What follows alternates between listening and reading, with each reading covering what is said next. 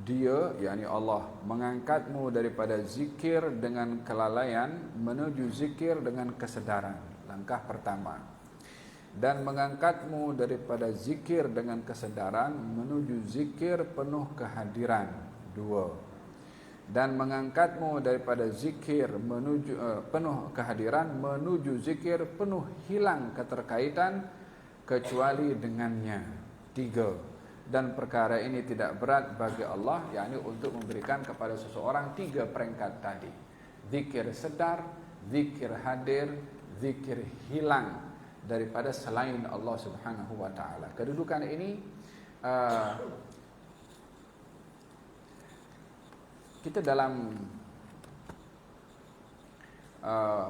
keadaan manusia itu terkadang timbul sesuatu alla syu'ur di luar dia punya kawalan, ketika di luar dia punya perasaan, bertindak sesuatu di luar kawalannya. Kadang-kadang karena emosi dia bertindak sesuatu yang dia tak sedar apa dia buat. Karena apa yang ada di dalam tu, mungkin dia banting pinggan atau mungkin dia tutup pintu dengan kuat atau mungkin dia pukul kereta dan atau pukul meja, berbagai macam reaksi daripada tubuh badan ini bila berlaku sesuatu di dalam ini, ya kan? Kita dalam hadis Nabi Muhammad SAW diceritakan bagaimana keadaan di dalam ini boleh menjadikan tubuh badan lost control sehingga tak tahu apa dia cakap.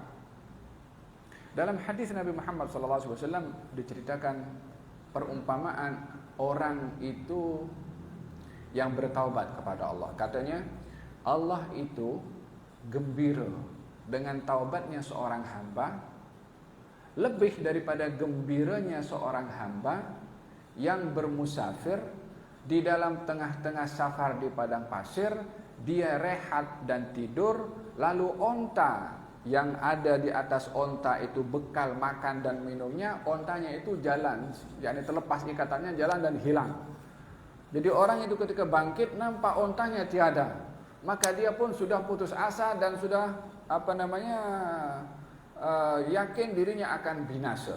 Dalam keadaan dia sedih seperti itu, ketika tidur sekali lagi, kemudian dia buka mata, nampak onta ada di hadapannya. Gembiranya si hamba tadi melihat ontanya dijumpai sekali lagi, dia mengatakan, lakal hamdu ya Rabb, segala puji bagimu ya Allah, engkau adalah hamba aku adalah Tuhan engkau. Dia silap cakap, nak kata engkau Tuhan aku hamba engkau, karena terlalu gembira. Perasaan di dalam ini kadang-kadang menyebabkan sesuatu lost control pada baik pada lisan ataupun pada tindakan. Kalau itu berlaku dalam dalam kehidupan keseharian kita, dalam hal-hal yang mungkin bersifat emosi ataupun mendapatkan keduniaan, ya kan? Orang kalau tengok ekspresi orang kalau tengok bola sepak tu, kalau sudah yang bawa itu nak masuk dalam gol dan masuk, semuanya melompat. Itu kadang mereka tak sedar dengan teriakan itu karena gembiranya. Itu dalam hal keseharian pun ada keadaan-keadaan di luar kawalan. Dalam keadaan orang berzikir kepada Allah Subhanahu wa taala, terkadang ada satu keadaan-keadaan di luar kawalannya. Kadang-kadang dia bergerak macam ni. Kadang-kadang lost control dia sampai melompat istilahnya. Kalau kita tengok bagaimana itu Jalaluddin Rumi punya cara dalam berzikir sampai dia pusing macam itu kan. Ya, orang mungkin menilai daripada satu sudutnya, zikir ini kan mesti tenang. Memang betul, zikir tu salah satu adabnya mesti tenang. Tetapi bila berlaku kepada orang yang berzikir namanya wujdan, yakni sesuatu di luar kawalannya. Bukan dibuat-buat, yang dibuat-buat tak elok lah dibuat-buat. Orang itu kalau membuat sesuatu yang bukan hakikat itu pada dirinya, tak manis seperti itu. Tapi kalau kata Sayyidina Ali bin Abi Thalib radhiyallahu anhu karramallahu wajhah menggambarkan mereka para sahabat kalau sedang berzikir itu bergerak tubuh badannya umpama dahan pokok yang kena angin sepoi macam tu.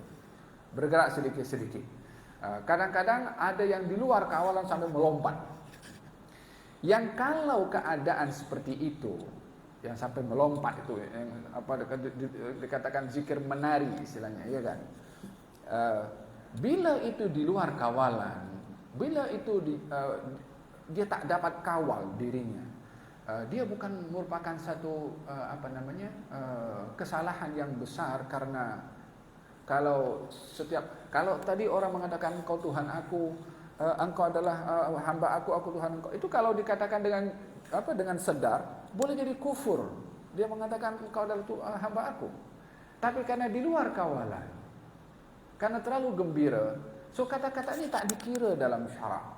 Sama juga dalam berzikir, bila di luar kawalan tindakan itu tidak menjadi tidak disabitkan hukum di dalam syarak karena di luar kawalan. Kalau kita tengok pada kata-kata ini, katanya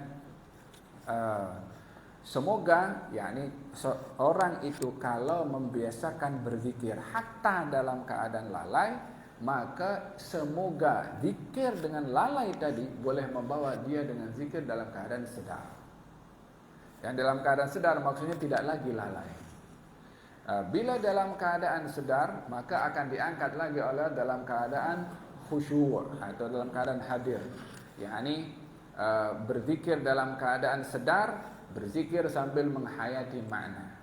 Berzikir dalam keadaan khusyuk, dia fokus hanya kepada zikir yang dibaca. Orang cakap dia tak dengar, karena terlalu fokus kepada apa yang dia lakukan dalam zikir.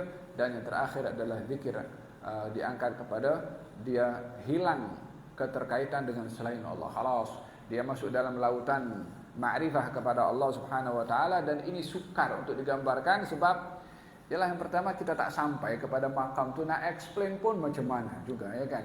Dia ahwal yang ada kepada mereka para arifin. Walihada kata Imam Abdullah bin Al-Haddad, dia mengatakan itu ada makam, istilahnya makam fana. Makam fana itu makam fana diguna pakai oleh ulama-ulama besar seperti Izzuddin bin Abdus Salam, dan ramai lagi ulama-ulama menceritakan tentang kedudukan fana. Fana ini orang yang hilang daripada selain Allah, yakni masuk di dalam pintu zikir, khalas, berenang dalam lautan, dia memahami rahasia yang dibuka oleh Allah Subhanahu wa taala daripada makna-makna zikir. Seorang sahabat Nabi sallallahu alaihi wasallam mengatakan kepada baginda Rasulullah, katanya, ya Rasulullah, ditanya, bagaimana keadaanmu hari ini? Katanya, saya hari ini ya Allah, ya Rasulullah, dalam keadaan beriman kepada Allah. Ya, apa buktinya? Ya Rasulullah, kalau diletakkan di hadapan saya batu dan emas, bagi saya sama. Tak tergerak hati ini kepada emas lebih daripada batu itu. Bagi saya sama. Maknanya tak ada lagi kecenderungan kepada keduniaan. Dan saya seakan-akan melihat arsy-Nya Allah nampak depan mata saya. Dan saya melihat penghuni syurga sedang menikmati dalam syurga, dan saya melihat penghuni neraka sedang kesakitan dalam neraka. Padahal semua itu umur ghaibiyah. Macam mana seseorang akan boleh melihat arsy-Nya Allah, melihat penghuni syurga, melihat penghuni neraka, kalau bukan oleh kerana dibuka hijab oleh Allah Subhanahu wa taala kepada orang itu. Kata Nabi, Abdun nawwarallahu qalbahu arafta falzam. Ini hamba diberi nur oleh Allah Subhanahu wa taala pada hatinya. Engkau sudah kenal, engkau sudah arif, maka lazimkanlah apa yang kamu telah lakukan ini. Maksudnya apa yang sudah dibiasakan pada ibadah itu, kekalkanlah, jangan sampai berkurang makam yang Allah sudah letakkan kepada kamu untuk diteruskan secara istiqamah. Ini kesan daripada zikir kepada Allah Subhanahu wa taala. Kata Imam Al-Haddad mengatakan, kalau saya berbicara kepada kamu, kamu jangan ulang balik apa yang saya cakap. Sesungguhnya saya ini berusaha hadir bersama dengan kamu setelah saya ini sentiasa hadir bersama dengan Allah Subhanahu wa taala. Yakni orang itu pada awalnya berusaha untuk menghadirkan diri berzikir dengan Allah Subhanahu wa taala, berusaha untuk khusyuk. Tapi bila sudah masuk dalam lautan khusyuk, dia ditarik umpama magnet kepada Allah lebih daripada dia tertarik dengan manusia. Walaupun manusia lebih dekat berinteraksi dengan manusia, tetapi kalau sudah masuk dalam lautan zikir kepada Allah Subhanahu wa taala dan ada magnet pada zikir itu sendiri, dia lebih ditarik dengan makna zikir itu berbandingkan dia punya interaksi dengan manusia. Katanya, kalau saya cakap jangan ulang balik, karena mengulang tu mengambil masa saya untuk fokus dengan Allah Subhanahu wa taala. Sesungguhnya saya memaksakan diri hadir bersama dengan kamu setelah saya terbiasa hadir bersama dengan Allah. Ini maqam, yakni kedudukan yang diberikan oleh Allah Subhanahu wa taala kepada orang-orang yang terpilih, walladzina jahadu fina lanahdiyannahum subulana. Kalau Sayyidina Ja'far As-Shadiq mengatakan, saya baca Quran sehingga saya dapat merasa kalau Quran itu turun kepada saya. Yakni makna yang ada pada ayat Al-Quran ketika dibaca seakan-akan ayat itu baru turun kepada dia. Bukan nak mendakwa sebagai Nabi, of course tidak seperti itu. Yakni ingin menyebutkan betapa dalamnya penghayatan dan hadirnya kepada Al-Quran, atau menghadirkan diri yang menurunkan Al-Quran ketika membaca Al-Quran, sehingga dia tak sedar dengan apa yang berlaku di sekeliling. Seorang sahabat sebagai penutup bernama Urwah bin Zubair. Dia ada sakit yang luka tu, saya ingat saya pernah sebutkan di sini juga. Ada sakit luka yang merebak kepada bahagian kakinya. Dokter kata ini kena potong. Maka dokter mengatakan untuk potong mesti ini dalam keadaan tidak sedar. Macam mana? Suruh beri arak supaya dalam keadaan mabuk itu dia tak tahu apa yang berlaku kepada dirinya. Dulu belum ada obat bius macam sekarang. Kata Urwah mengatakan tidak.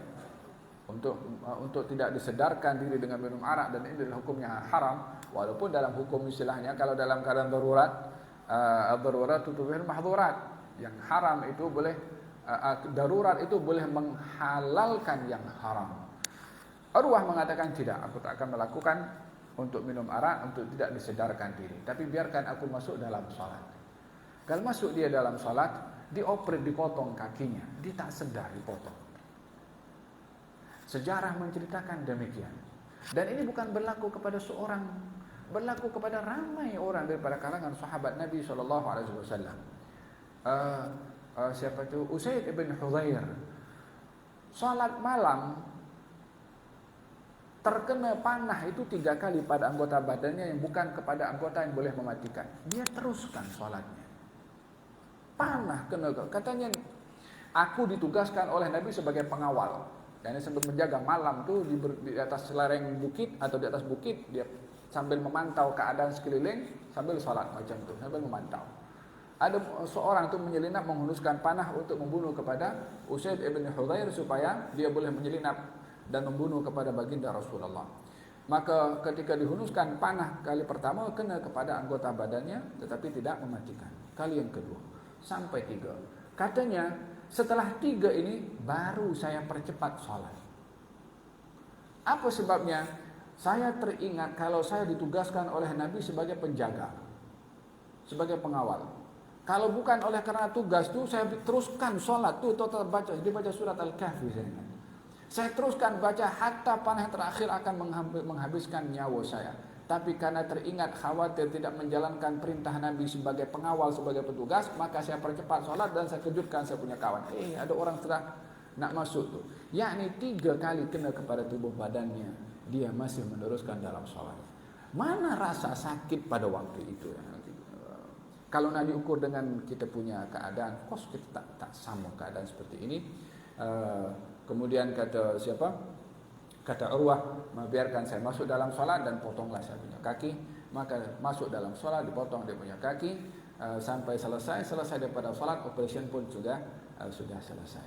Ini hal keadaan orang ketika dia sedang fokus bersama dengan Allah Subhanahu Wa Taala, hilang rasa daripada keterkaitan dengan sekeliling, dan ini kedudukan yang diberikan oleh Allah kepada orang-orang yang dipilih.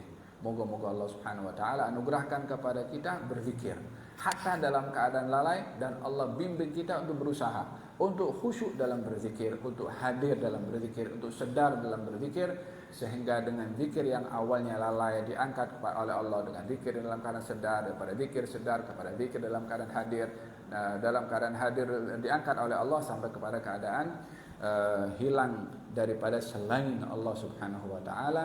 Amin Allahumma amin. Wa sallallahu alaihi wasallam Muhammadin wa ala alihi wasallam. Alhamdulillah.